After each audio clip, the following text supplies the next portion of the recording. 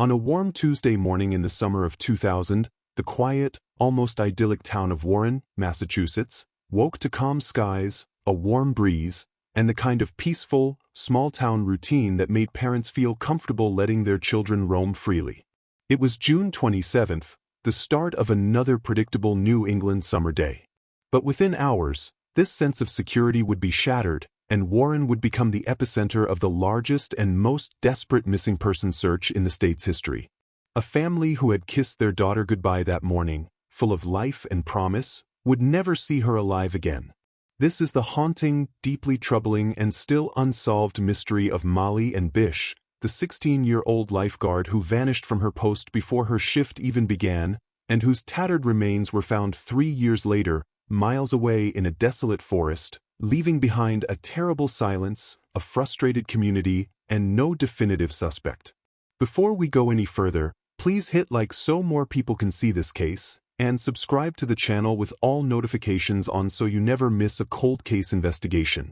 And let us know in the comments where you're watching from. Your support helps keep these stories alive. On that Tuesday morning, Molly woke up early, excited as always for her summer job. She had just finished her junior year of high school with honors and had eagerly started working as a lifeguard at Comins Pond. Comins Pond wasn't a vast lake. It was a small, local swimming hole, a family-friendly beach area surrounded by thick woods and quiet walking trails. It was a place every local kid knew. This was only her 8th day on the job. She was proud of the responsibility. She was athletic, a strong swimmer, disciplined, and loved being around children. Her dream, ironically and tragically, was to study criminal justice, a passion inspired by her older sister, Heather. Friends and family remembered her as a beacon of energy, warm, fiercely protective of her younger brother, and always smiling. Her mother, Magi, drove her to the pond just before 9:50 a.m., following the exact same routine they had established over the past week. It was a short drive, familiar and comfortable. But as they pulled into the gravel parking area overlooking the pond, something felt terribly wrong. Magi's eyes were immediately drawn to a man she had never seen before. He was sitting alone in a white sedan, parked in a way that gave him a clear view of the beach. He had a mustache, was wearing sunglasses, and was smoking a cigarette, watching the area with an intensity that made every maternal instinct in Magi's body scream. The man kept his eyes fixed on their car as it passed. Magi slowed down, a wave of profound uneasiness washing over her. She studied his face, trying to place him. He looked unfamiliar, out of place in this tight-knit community where everyone knew everyone. Molly, noticing her mother's sudden tension, tried to reassure her. "It's okay, Mom. I'll be fine," she said gently, likely thinking her mother was just being protective. Magi wanted to believe her. She forced herself to drive away, but she couldn't shake the visceral dread. She looked at her daughter one last time in the rearview mirror, Molly stepping out into the bright sunlight, walking confidently toward the lifeguard station with her red rescue tube, her whistle, and her backpack. She looked so alive, so capable, so ready for the day. 40 minutes later, Molly Bish was gone. At around 10:15 a.m., the first families began arriving at Comins Pond, ready to enjoy the warm weather. A local mother bringing her children for a swim expected to see Molly perched on the elevated lifeguard chair, radio on, buoy resting across her lap. Instead, they found the beach eerily empty. The scene they discovered was a snapshot of an interrupted moment. Molly's sandals were on the sand, next to her beach towel. Her water bottle and a small first aid kit were neatly placed where she always set them. The lifeguard's rescue tube lay on its side near the chair. Her radio was on. But Molly was nowhere in sight. At first, the mother assumed Molly had just stepped away, perhaps into the woods to use the restroom or to check something. But minutes passed. Then more minutes. The silence of the empty chair became louder. And soon, it became impossible to ignore the terrifying reality. A lifeguard, especially one as responsible as Molly, would never leave the beach unattended, not even for a second, without a sign. Something was deeply wrong. A supervisor was called, who then called the Bish family. When Magi answered the phone and heard the question, "Is Molly with you?" she felt a tremor of cold, sickening panic. She rushed back to the pond, her heart pounding. The moment she arrived and saw the abandoned Lifeguard station, she knew her daughter was in grave danger. Her instincts had been right. The man in the white sedan was gone. And so was Molly. Authorities were called and arrived quickly. Within hours, the peaceful, secluded pond transformed into the frantic center of a massive search operation. Police officers from Warren and neighboring towns swarmed the area, followed by state police, firefighters, and specialized dive teams. Helicopters chopped the air overhead. K-9 tracking dogs were brought in, their handlers letting them smell Molly's belongings. The dogs reportedly picked up her scent, followed it a short distance into the parking lot, and then stopped cold, a chilling indication that she had likely left the area in a vehicle. More than 1,000 volunteers, friends, neighbors, classmates, and complete strangers joined the search. It became the largest and most expensive search for a missing person in the history of Massachusetts. Searchers walked in shoulder-to-shoulder grid lines through the dense, unforgiving woods that surrounded the pond. They combed the shoreline, waded into the water, and searched every abandoned cabin, shed, and trail. Divers entered the murky, dark water of Comins Pond, feeling their way through the weeds, hoping not to find what they were looking for. Volunteers shouted Molly's name until their voices cracked. Flashlights sliced through the darkness all night. People refused to go home, convinced that every passing minute mattered. A powerful fear swept through Warren and the surrounding towns. The summer of 2000, which had begun with such promise, became a summer of fear. Parents stopped letting their children play outside. Every unfamiliar car, especially every white sedan, was reported to authorities. Every man who remotely resembled the composite sketch of the stranger at the pond, a sketch created from Molly Bish's perfect, haunted memory, was questioned. Rumors surged through the community. It was a drifter, a local offender, a spontaneous abduction, a carefully planned crime. But despite the massive effort, the hundreds of tips, and the thousands of man-hours, no trace of Molly was found.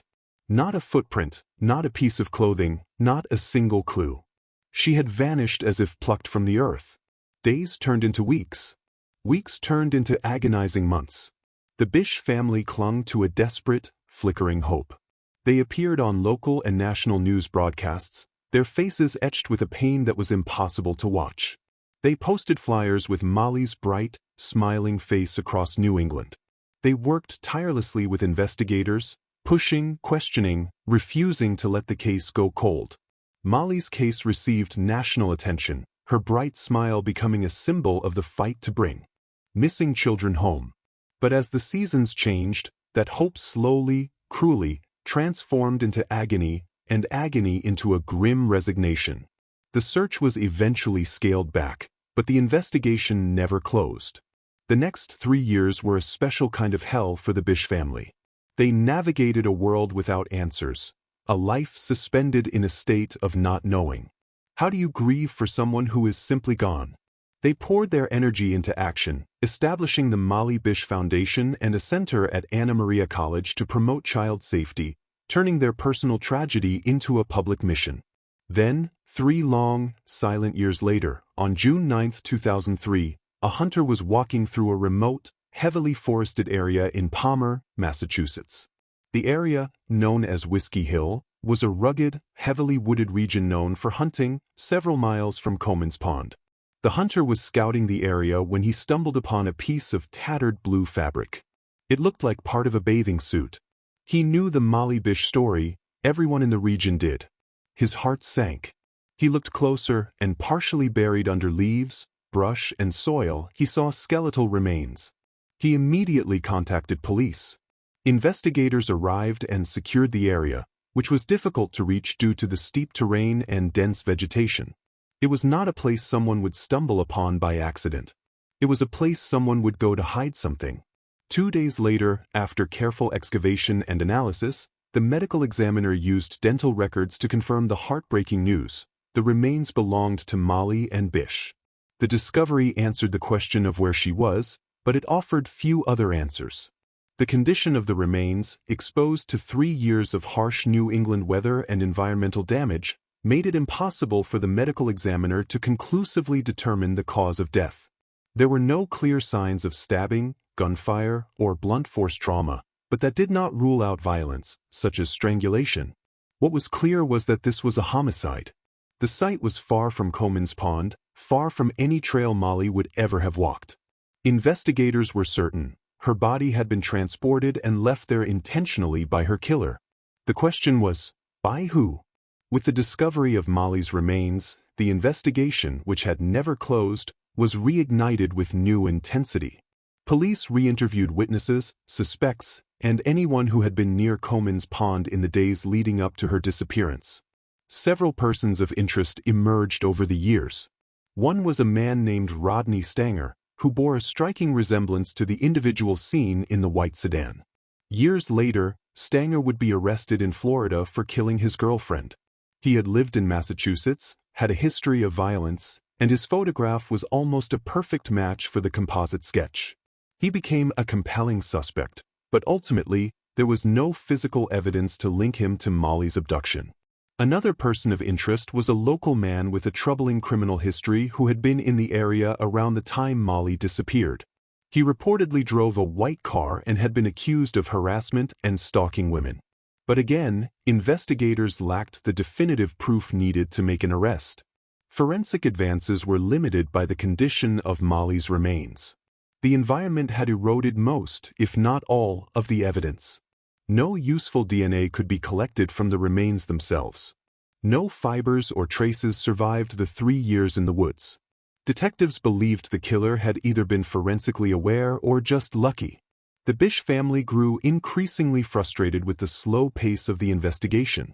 Magi and John Bish became powerful advocates for missing children, successfully pushing for the Molly Bish bill, which established the state's Amber Alert system. They fought tirelessly for answers, refusing to let Molly's memory fade into the silence of a cold case file. For years, new detectives took over, reviewing the mountain of files. Tips continued to surface: false confessions, deathbed rumors, reported sightings of the white car, but none held up under scrutiny. The forest where her remains were found yielded no new clues. The white sedan was never definitively identified. The man with the mustache and the cigarette was never confirmed. The truth remained maddeningly out of reach.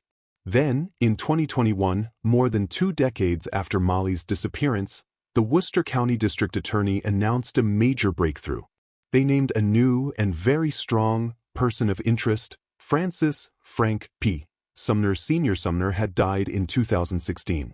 He was a convicted serial rapist and kidnapper with a long, violent history. At the time of Molly's disappearance, he was in his 40s, lived in the general area, and was known to operate an auto body shop, giving him access to multiple cars, including, witnesses said, a white one. Most chillingly, Sumner was an avid hunter and trapper who was intimately familiar with the exact remote woods of Whiskey Hill where Molly's body was later found. He fit the profile of a predator, he matched the description, he had the means, and he had the knowledge of the dump site. The DA's office seized items from Sumner's former properties and began testing them for DNA, hoping to find a link, a fiber, anything.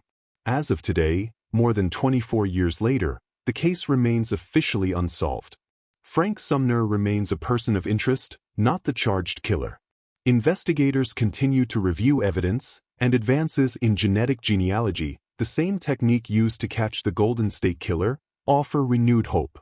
Detectives have expressed confidence that one day, someone will come forward, or new technology will extract that one microscopic clue from the past. But until then, the mystery persists.